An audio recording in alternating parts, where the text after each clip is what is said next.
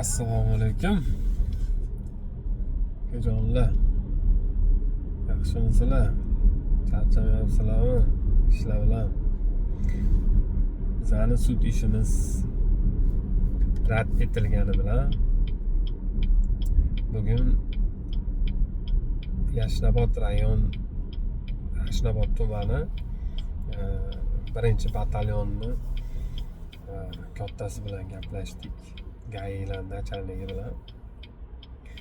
Ularning aytishi bo'yicha 2022-yil Vazirlar Mahkamasining qarori bor ekan. Mashinaga har xil yaltiroq ko'zni o'ynatadigan, ana yorug'lik tushsa yorug'lik qaytaradigan har xil nakleykalar yopishtirish mumkin emas. Rangli bir oladigan Vazirlar Mahkamasining qarori bor ekan. 172-sonli deyishdimi? Hop, shu qarorga ko'ra siz aybdor bo'lgansiz. O'shaning uchun nimaga tiqishgan? Shtrafstankaga tiqishgan. O'shaning uchun keling deb tilxat yozib berib keting bizga deyishdi. Bizning qo'limizda u qaror 2022-yil chislosini bilmayman, 22-yil chiqqan qaror u. Bizani mashinani nakleyka qilib yurishimizga ruxsat beradigan qaror Vazirlar Mahkamasini 2025-yil 2-aprelda 200-sonli qarorida yo'nalishsiz taksi, yo'nalishsiz odam tashuvchi, o'zini o'zi band qilgan taksistlarga chiqarilgan qaror bor. Yo'nalishsiz taksini tartibga solish degan qaror bor. U qarorda bundan oldingi kelgan qarorlarni annullировать bo'lib, mana shu qaror ishlaydi endi degan qaror chiqargan 2025-yil Vazirlar Mahkamasini. Shuni aytdim, o'sha nimaga начальник GAIga o'rinbosariman dedi mani. Zamestитель u, начальник emas, o'rinbosar. O'sha GAIning o'rinbosari. Xullas kalom 2022-yilgi qaror bilan Toshkentdagi butun voditellarni nakleyka qilingan mashinalarni to'xtatib, ular hammasini mana shunaqa qilish shtrafnoga tiqurgan. Noqonuniy. O'shaning uchun voditellar, mana shofyorlarga, o'zimizning haydovchilarga maslahat, yengilliklarni ko'rib turinglar.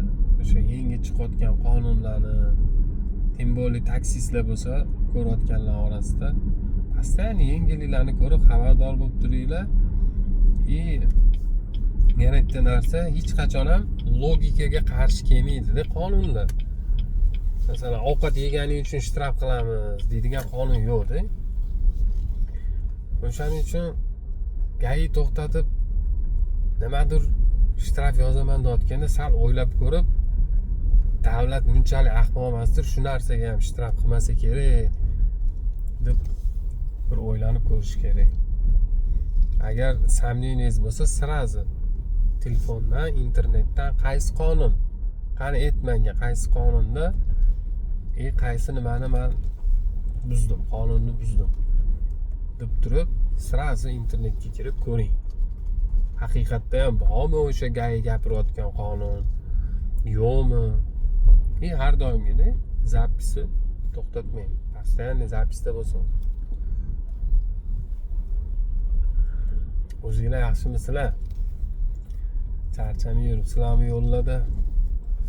Asa probka bo'lyapti yo'llar. Hamma inson omon niyat qilgan manziliga yetib olsin. Shuni aytib qo'ymoqchi edim, начальник GAI ham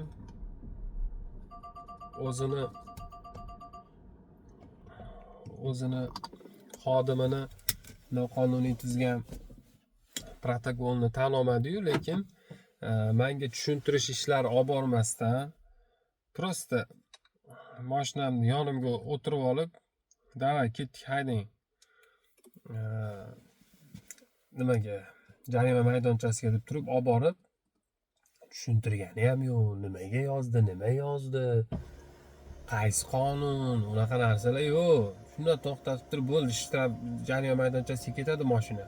Nakleykasi bor ekan, qayta jihoz deb turib yonimga o'tirib olibdi. Bo'pti deb olib borib tashladim. Shunaqa gaplar. Lekin o'sha xodimi uchun uzr so'radilar.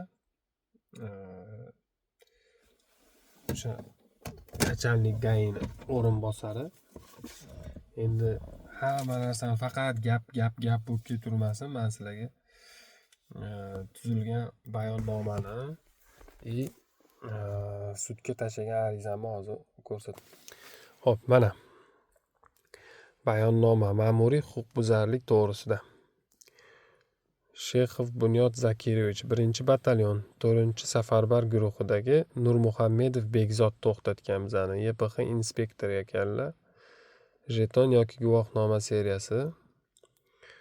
Xullas karom 125-modda 3-qism bilan 19-yanvarda tuzganlar. Xo'p. 19-yanvarda tuzgan ekanlar. Xo'p. Endi bu bizani arizamiz. Jinoyat ishlari bo'yicha Yashnobod tuman sudiga ariza yozganmiz. Mana Sheyxov Bunyod Zakirovich qismi ma'muriy huquqbuzarlik to'g'risida tuzilgan sabab uni bekor qilishingizni so'rab murojaat qilmoqdaman deb mashinani rasmlari, nimaga kiradi, mazkur bayonnoma asossiz nimaga 20-yil 30-yil avtotransport vositasi konstruksiyasini va yoki uni qismini o'zgartirish bilan bog'liq faoliyatni boshlaganlik yoki tugaganlik haqida xabarnomani taqdim etish va avtotransport vositasini qayta jihozlangan ruxsatnoma berish tartibi to'g'risida nizomning 2-bandiga muvofiq agregat va uzellari, ehtiyot qismlari va butlovchi konstruksiya va tarkibiy qismlarning elementlariga o'zgartirish kiritish hisoblanadi. Nakleyka degan joyi yo'q, hurmatli sudya. Bu nimada 125-modda 3-qismida unaqa narsa yo'q deb mana Yandex taksiga oid nakleykalar bo'lgan. Lekin bu arizamizni sudya janoblari Matchanov qaytarib yubordilar. Salomat bo'lsin. Shahar sudiga chiqamiz, xudo xolasa, qaror olsak. Ko'rasizlar, hammasi quruq gap emas, endi bir xil blogerlar bor. Quruq gap. Qani haqiqatda bo'ldimi shu narsa? deb meni o'zim ham savol bergim keladi-da. Isbotlab berchi, qani haqiqatda shu narsa bo'ldimi degan narsa o'zim savol berib qolaman bir xil blogerlarga. O'shaning uchun hozir ko'rsatdim. Xudo xolasa sudyani rad qilgan hukmini olamiz. Shaharga birinchi apellyatsiyaga beramiz. Apellyatsiyadan yana qaytarib yuborishadi. Apellyatsiyadan keyin shahar sudiga ketadi. Harakat qilamiz qaytarishga. Bu hammasi oddiy xalq mana shu taksistlarni ishini yengillashtirish uchun qilyapman. Bo'lmasa 206 ming to'lab уже jarima maydonchasidan olib chiqib bo'lganman mashinamni. Bundan keyin mendan boshqa yana taksistlarni to'xtatib shu ishlarni qilishmasin degan maqsadda qilyapman bu ishlar hammasini. Shunaqa gaplar. Sog' bo'linglar, salomat bo'linglar. O'zingizlar fikringiz bo'lsa, bemalol kommentariyada qoldiringlar, o'qib ko'ramiz. Juda ham qiziq bizga. Nima deb o'ylashinglar? Sog' bo'linglar, salomat bo'linglar. Keyingi videolarda ko'rishguncha xayr.